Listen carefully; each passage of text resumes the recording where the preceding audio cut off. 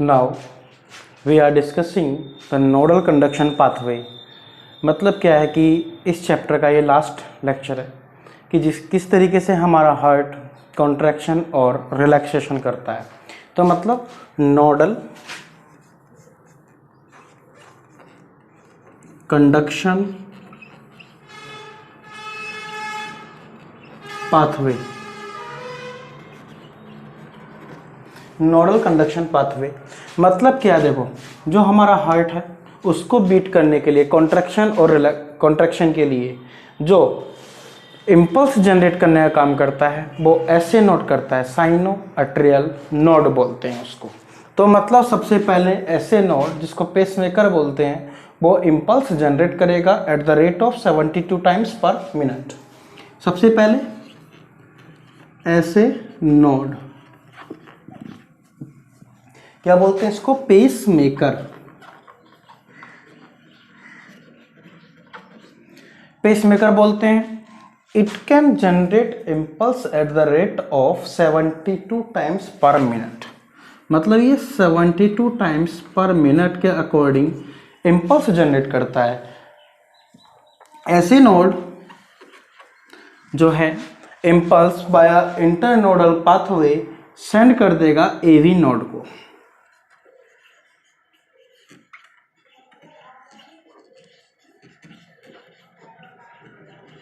Internodal pathway किसको कर देगा, AV node, auricular ventricular node.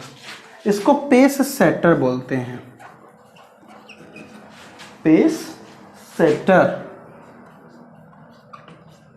It can generate impulse at the rate of 40 per minute. और जब impulse ऐसे नोड से एवी नोड तक आती है via internodal pathway, it take 50 millisecond, मतलब 50 मिली सेकेंड का टाइम कंज्यूम हो जाता है। अब इसके बाद एवी नोड जो इम्पल्स आई उसको एक्सेलरेट करने के बाद सेंड कर देगा किसके पास, बंडल ऑफ हिज के पास। Bundle of His, bundle of His जो इम्पल्स है उसको, जिसके फाइबर बनते हैं पुरकिंजे फाइबर,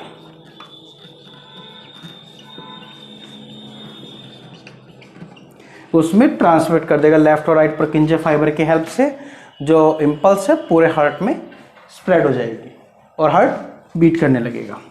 और it can generate impulse at the rate of 18 से 25 पर मिनट।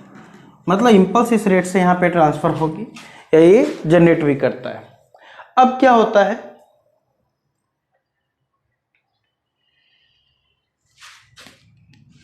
इसका मैं डायग्राम दिखा देता हूं।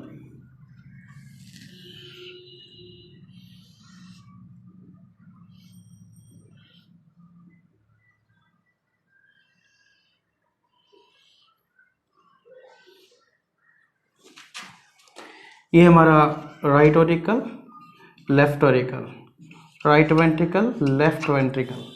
तो जो ऐसे नोड होती है वो इस प्लेस पे प्रेजेंट होती है, उसको बोलते हैं ऐसे नोड या pacemaker.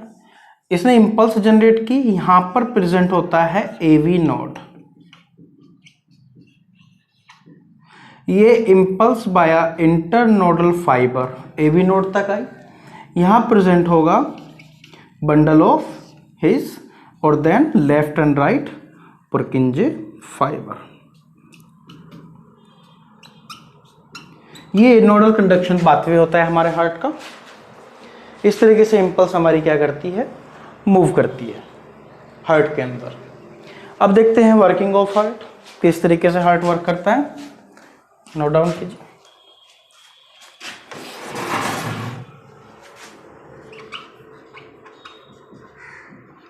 Working of heart, heart की वर्किंग देखेंगे। सबसे पहले इसमें देखना है हमें heart beat.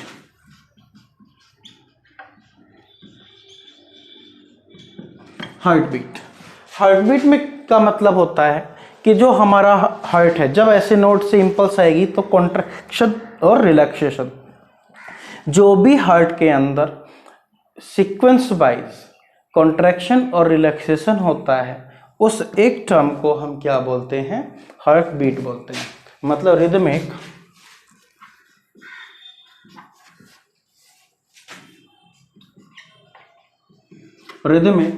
Contraction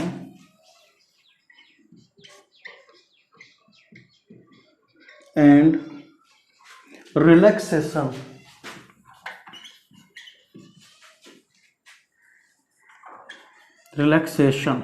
rhythmic contraction and relaxation of heart is called heartbeat। देखो हार्टबीट जो होती है, जैसे ही एज बढ़ती जाएगी तो कम होती जाती है। तो इसका मतलब क्या है कि जो भी न्यूबॉर्न बेबी है, इन्फेंट है, उनमें हार्टबीट रेट हाई होगा as compare to older person. तो अडल्ट की बात करते हैं। अडल्ट में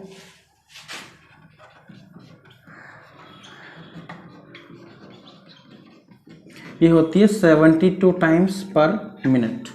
दूसरा न्यूबॉर्न की बात करते हैं,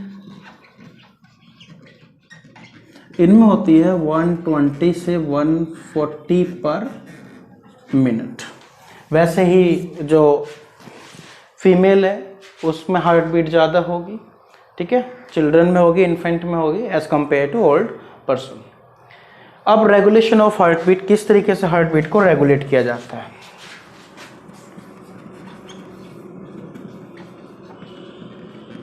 रेगुलेशन ऑफ हार्ट बीट मतलब हार्ट बीट को किस तरीके से रेगुलेट करते हैं? देखो, दो तरीके से रेगुलेशन होता है, एक तो हार्मोनल कंट्रोल, दूसरा हमारा नर्वस कंट्रोल, यानी कि ब्रेन किस तरीके से कंट्रोल करता है। हार्मोनल कंट्रोल में हमें पता है कि जो एड्रिनल ग्लैंड होती है उसके दो हार्मोन थे, इमरजेंसी हार्मोन, जिसको बोलते हैं क्या, एड्रेनलिन और नॉर एड्रेनलिन। ये दोनों क्या करते हैं? हार्ट बीट को इंक्रीज करते हैं। जो एड्रेनल हार्मोन होता है, जिसको एपिनेफ्रिन हार्मोन भी बोलते हैं, वो इमरजेंसी सिचुएशन में इंक्रीज करेगा, और जो नॉन एड्रेनलिन या नॉर एपिनेफ्रिन हार्मोन होता है वो नॉन इमरजेंसी सिचुएशन में हार्ट बीट को इंक्रीज करता है। और दूसरा हार्मोन, तीसरा हार्मोन होता है थायरॉक्सिन, वो भी क्या करता है? हार्ट बीट को इंक्रीज करता है। सबसे पहले हार्मोनल कंट्रोल।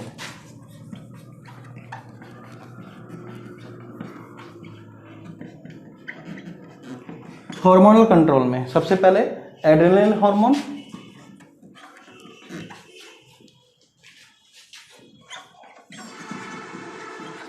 ये इंक्रीज करेगा, नॉर एड्रेनलिन इंक्रीज थायरॉक्सिन, ये भी इंक्रीज करता है। ये हार्मोन हार्ट बीट को इंक्रीज करते हैं। अब देखते हैं हम लोग हमारा ब्रेन किस तरीके से कंट्रोल करता है। मतलब ऑटोनॉमिक न्यूरल कंट्रोल क्या होगा? एएनएस इसको कंट्रोल करेगा। देखते हैं ऑटोनॉमिक न्यूरल कंट्रोल में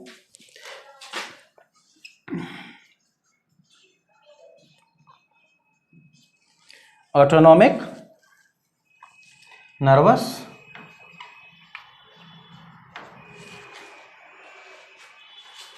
सिस्टम। तो इसमें ध्यान रखना, जो इसके दो पार्ट होते हैं, सिंपैथेटिक और पैरासिम्पैथेटिक। सिंपैथेटिक इंक्रीज करेगा, पैरासिम्पैथेटिक डिक्रीज करेगा।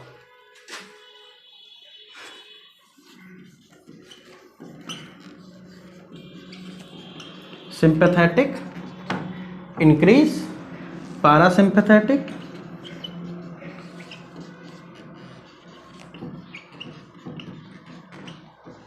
ये डिक्रीज करेगा। और जो 10th क्रेनियल नर्व होती है वेगस, वेगस को जब स्टिमुलेट करते हैं तो रिलीज होता है हार्मोन एसिटाइल कोलिन, वो डिक्रीज करता है।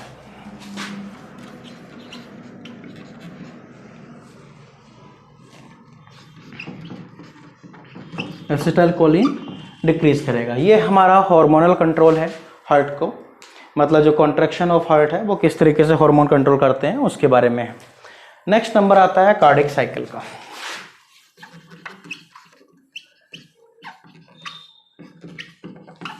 कार्डिक साइकिल, कार्डिक साइकिल का मतलब ये होता है कि देखो जो हमारा हार्ट है एक बार में, जैसे ऑरिकल में कॉन्ट्रैक्शन हुआ, फिर वेंट्रिकल्स में होगा और उसके बाद जब ऑरिकल में आएगा, मतलब एक कॉन्ट्रैक्शन पूरा सर्कल होने में जितना भी टाइम लगता है उसको हम एक कार्डिक साइकिल बोलते हैं। यानी कि जो भी सिक्वेंशियल चेंजेस होते हैं हार्ट में तो उसको हम एक कार्डिक साइकिल बोलते हैं। हमारा हार्ट कितने टाइम बीट कर रहा है, 72 टाइम्स पर मिनट, और इसको अगर एक फ्रिक्वेंसी देखें तो वो आती है 0.8 सेकेंड। मतलब कार्डिक साइकिल में the serial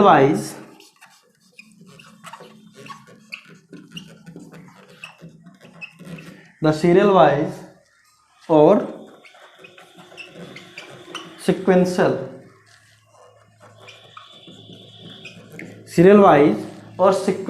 changes which take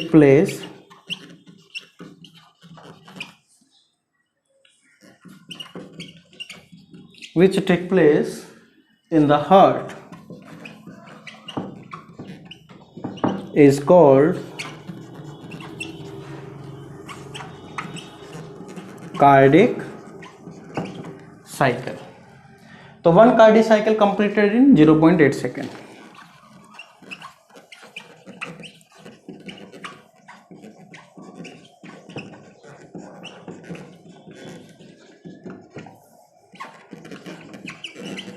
zero point eight second में। अब देखो ऑरिकल और वेंट्रिकल इसमें किस तरीके से काम करता है वो देखते हैं हम लोग।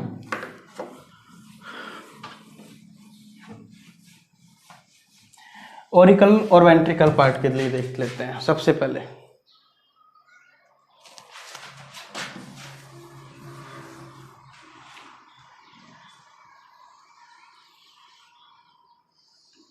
ये मैंने ऑरिकल के लिए बनाया, ये आर्टरिया,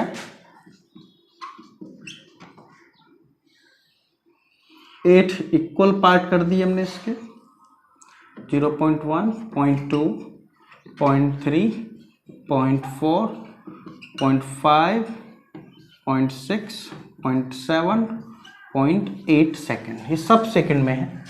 तो जो हमारा ऑरिकल होता है उसमें कॉन्ट्रैक्शन ओनली 0.1 सेकेंड के लिए होगा, और उसमें यानी कि सिस्टोल कितने टाइम के लिए हुआ, ओनली 0.1 सेकेंड, और डायस्टोल 0.1 सेकेंड, 0.7। यह ऑरिकल या आर्टरिया का है।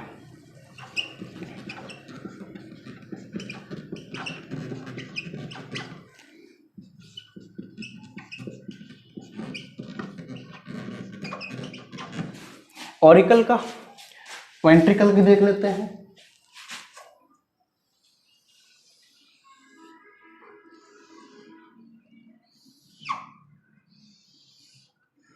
अगेन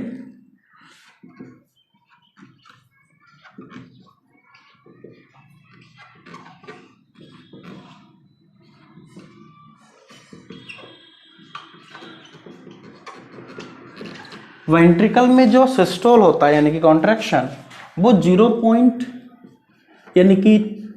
3 सेकेंड, 0.3 यानी कि 0.3 सेकेंड के लिए इसमें कॉन्ट्रैक्शन होगा, सिस्टोल होगा, और 0.5 सेकेंड के लिए डायस्टोल होगा।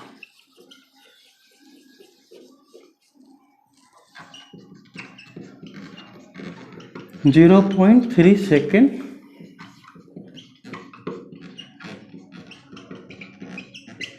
देखो इसका मैंने फर्स्ट सेकेंड इसलिए खत्म किया क्योंकि मैंने एक पूरा कार्डिक साइकिल बताया है।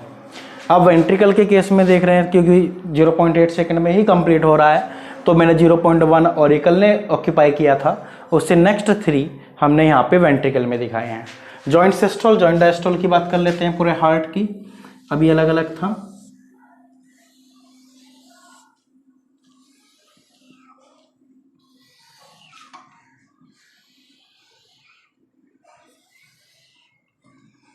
अंदर वाले को ऑरिकल्स या आर्टरिया,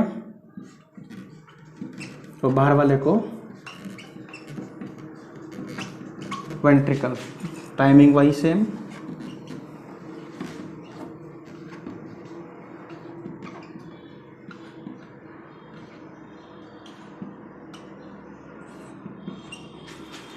तो ऑरिकल में सिस्टोल हो रहा था हमारा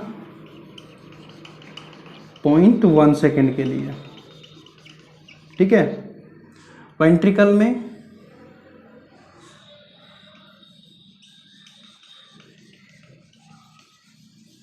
0.3 सेकेंड। तो हम इसको बोलेंगे, देखो पूरे हार्ट की बात करते हैं, सिस्टोल 0.4 और डायस्टोल 0.4, यानी कि जॉइंट 0.4 सेकेंड और जॉइंट डायस्टोल,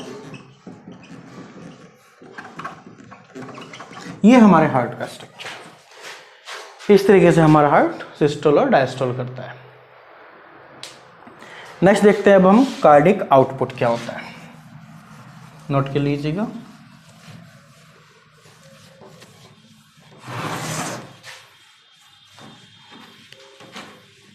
कार्डिक आउटपुट की बात करेंगे। कार्डिक आउटपुट का मतलब होता है कि जो हमारा हार्ट है कितना ब्लड पंप कर रहा है, मतलब 1 मिनट में हमारा हार्ट जितना भी ब्लड पंप कर रहा है, वेंट्रिकल्स पर मिनट में जितना भी ब्लड पंप करते हैं, वो हमारा कार्डिक आउटपुट होता है, ठीक है।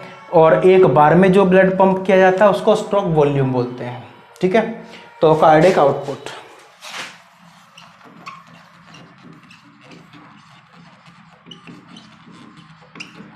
Cardiac output, amount of blood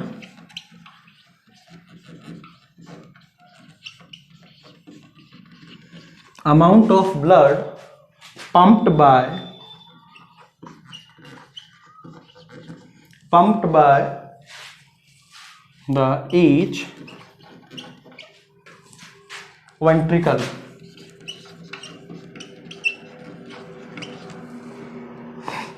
per minute, ठीक है। तो कार्डिक आउटपुट हुआ हमारा, cardiac output is equal to होता है stroke volume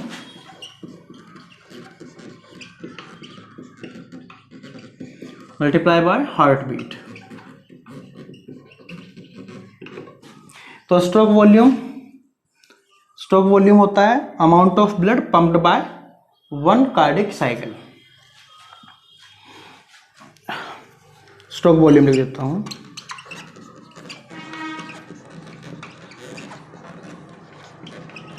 amount of blood pumped by ventricle in each cardiac cycle, ये इसकी वैल्यू होती है 70 ml। तो कार्डिक आउटपुट हो जाएगा हमारा क्या, 70 मल्टीप्लाई बाई 72 अप्रोक्सीमेट 5 लीटर। मतलब क्या है कि हमारा हार्ट एक बार में अप्रोक्सीमेट 5 लीटर ब्लड पंप करता है। अब क्या होता है, हार्ट साउंड की बात कर लेते हैं, sound of heart.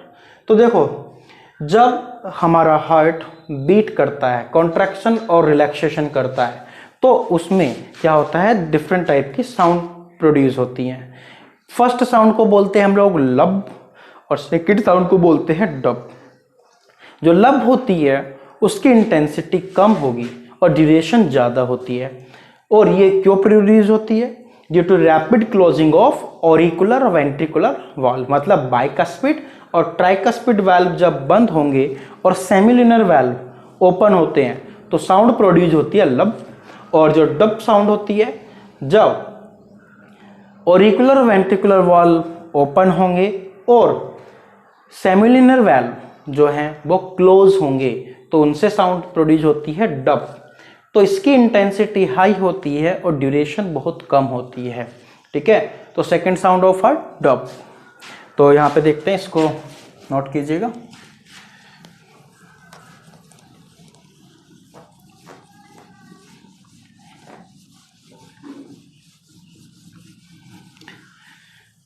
Sound of heart.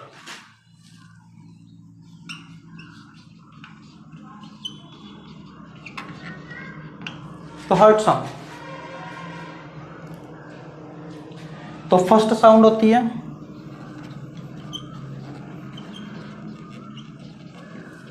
लब, produce due to rapid closing of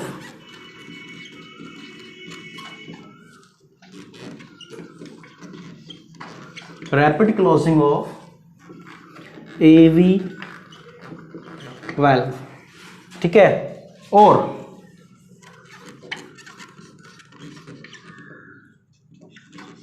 opening of सेमील्यूनर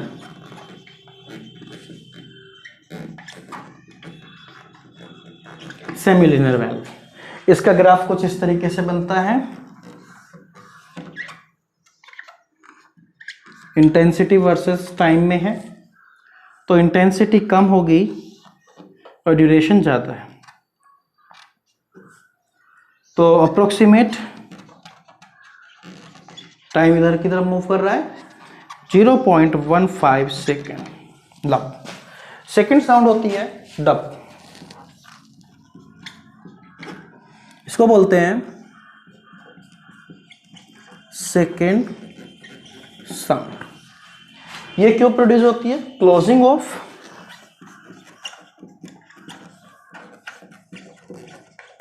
semi lunar valve या opening of auricular ventricular valve. इसकी इंटेंसिटी हाई होती है,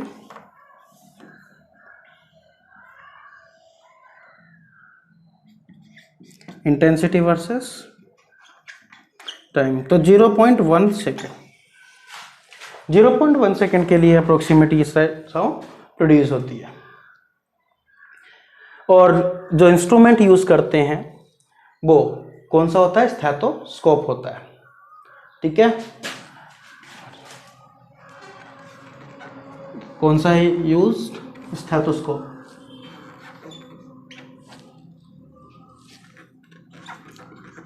स्टेथोस्कोप, ये इस इंस्ट्रूमेंट की हेल्प से हार्ट साउंड सुनी जा सकती है। थर्ड साउंड को टा भी बोलते हैं, कई बार उसको मरमर साउंड भी बोलते हैं। यानी कि जब ऑरिकुलर वेंट्रिकुलर वाल्व जो होते हैं, यानी कि जितने भी वाल्व हैं वो पूरी तरीके से क्लोज नहीं हो पाते हैं, तो साउंड प्रोड्यूस होती है मरमर साउंड, जिसको टा भी बोलते हैं कुछ में। अब आता है ब्लड प्रेशर।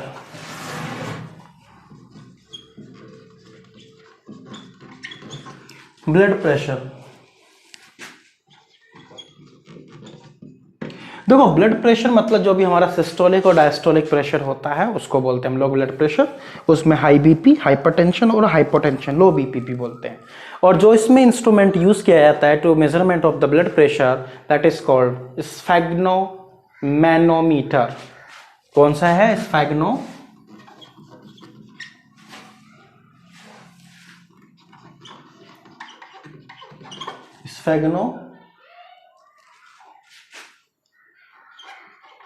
MOMANO,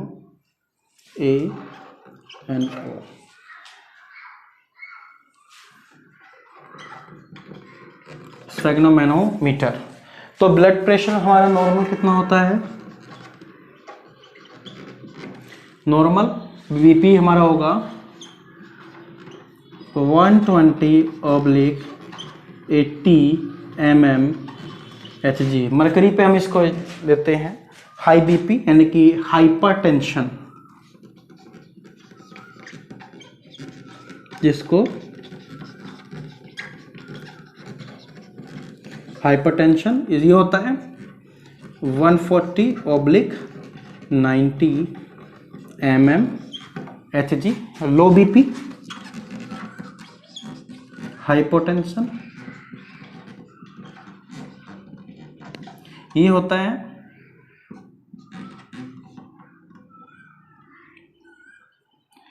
100/70 mmHg, इसको लो बीपी बोलते हैं हम लोग।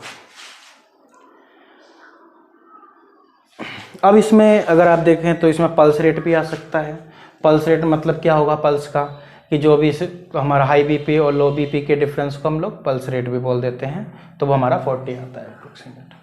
तो अब हम यहाँ पर एक लास्ट टॉपिक बचा हुआ है हमारा यहाँ पर ECG, ठीक है, इलेक्ट्रोकार्डियोग्राम। तो ECG देखेंगे अभी हम। तो ECG इलेक्ट्रोकार्डियोग्राफ, और इसका क्वेश्चन आया था ECG को जो मेजर करते हैं वो उस इंस्ट्रूमेंट का नाम इलेक्ट्रोकार्डियोग्राफ मशीन, ECG।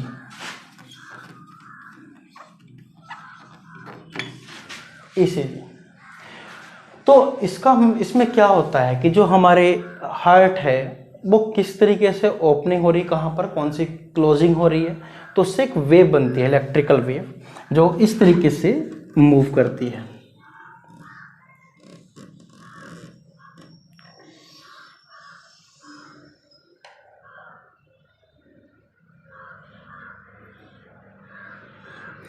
इसको हम P बोलते हैं, P वेव। ये QRS कॉम्प्लेक्स होता है, ये T होता है, और इसको जहाँ पर कुछ बुक इसको U वेव भी बोलती हैं, ठीक है। अब इसमें P वेव का मतलब समझते हैं। P वेव क्या करती है? P वेव ये जब क्या होता है, ऐसे नोड, ठीक है, ऐसे नोड डीपोलराइज होगा, ठीक है, मतलब अब वो डीपोलराइज होना स्टार्ट कर रहा है तो प्रोड्यूस होगी हमारी P वेव, यानी कि इसको बोलते हैं SA node curve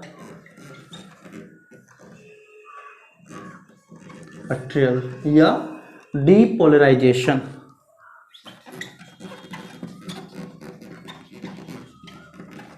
P wave depolarisation of SA node. QRS complex,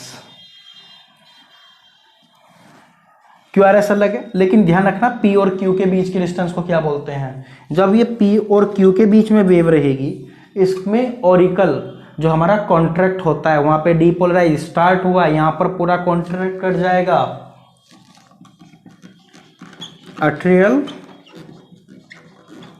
contraction. QRS complex की बात करते हैं, QRS। तो इसमें क्या होता है, जो AV नोड है QRS कॉम्प्लेक्स में, AV node auricular ventricular node, जिसको पेस सेटर बोलते हैं, वो वेंट्रिकुलर को डीपोलराइज करना स्टार्ट करती है, ठीक है, मतलब डीपोलराइजेशन ऑफ वेंट्रिकल। तो इसमें लिख देते हैं AV node causing ventricular depolarisation.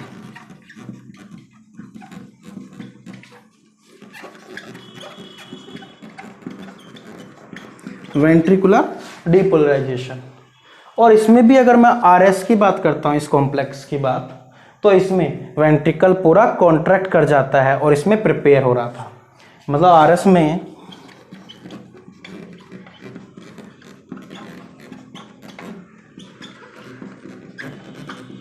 Ventricular contraction हो जाता है। T रिलैक्सेशन ऑफ वेंट्रिकल्स होता है।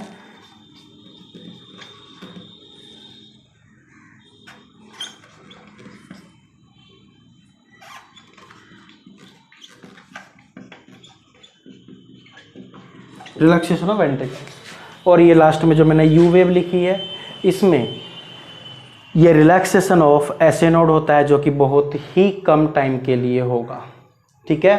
तो U वेव जो है ये सबसे लास्ट में है।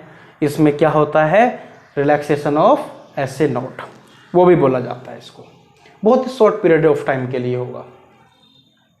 अब हम इसमें लास्ट टॉपिक है हमारा कुछ हार्ट, हम डिजीज के बारे में बात करेंगे, हार्ट डिजीज, जैसे कि एंजाइना पेक्टोरिस। एंजाइना पेक्टोरिस का मतलब होता है एक्यूट चेस्ट पेन, मतलब एंजाइना पेक्टोरिस में चेस्ट में बहुत तेजी के साथ पेन होता है, देखते हैं कुछ डिजीज। मैंने यहाँ पे हाई बीपी लो बीपी आपको बता दिया। अब यहाँ पे देखेंगे ल्यूकेमिया भी बता दिया था आपको, पॉलीसाइथीमिया भी बता दिया। हार्ट डिजीज,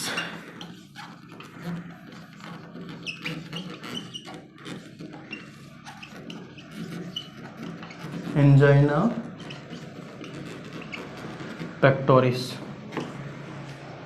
तो angina pectoris acute chest pain. दूसरा होता है मायोकार्डियल इन्फेक्शन, जिसको हार्ट अटैक भी बोलते हैं।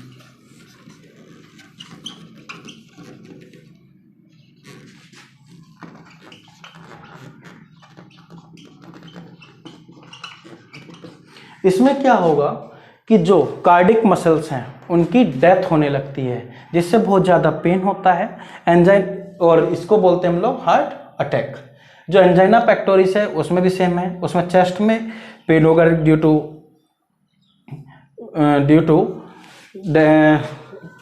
क्रैम्प्स इन कार्डिक मसल्स, मतलब मसल्स को प्रॉपर ऑक्सीजन नहीं मिलेगी, उनकी भी डेथ होने लगेगी। Angina pectoris lead into myocardial infection. तो मतलब इसका होता है cellular death of cardiac muscle या cardiac tissue due to anoxia, also called heart attack.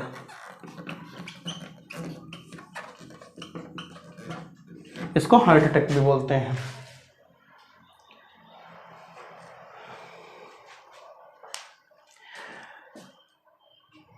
अब इसमें एक कुछ कॉन्जेनिटल हार्ट डिजीज होती हैं, जैसे कि फोरामेन ओवेल।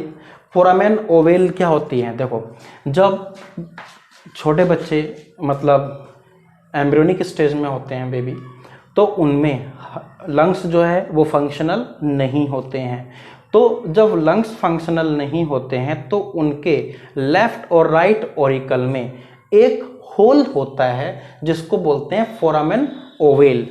वो जैसे ही बर्थ होती है वो तुरंत बंद हो जाता है, ठीक है। लेकिन कुछ ऐसे केसेस होते हैं कि जिसमें फोरामेन ओवेल क्लोज नहीं होता है, तो उसी को बोलते हैं हम लोग, यानी कि foramen ovalis. Congenital heart disease होती है।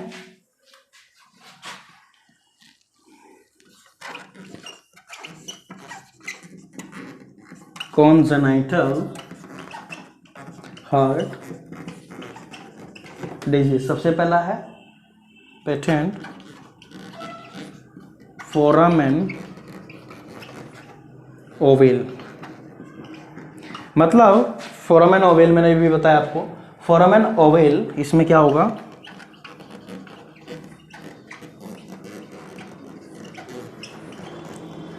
Fails to close after birth. मतलब बर्थ के बाद वो क्लोज नहीं होता है, इसी वजह से ये होता है। नेक्स्ट होता है वेंट्रिकुलर सेप्टल डिफेक्ट। मतलब जो हमारे लेफ्ट और राइट वेंट्रिकल सेप्टम होता है, इंटर वेंट्रिकुलर सेप्टम, अगर वो प्रॉपर तरीके से ना बना हो तो उसको बोलते हैं हम लोग वेंट्रिकुलर सेप्टम डिफेक्ट, जिसको ब्लू बेबी सिंड्रोम भी बोलते हैं। वेंट्रिकुलर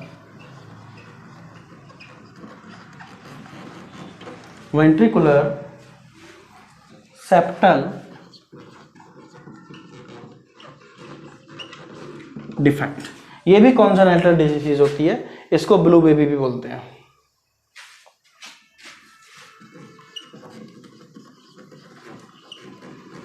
ब्लू बेबीज, ठीक है। तो ये चैप्टर हमारा क्लोज होता है। Thank you.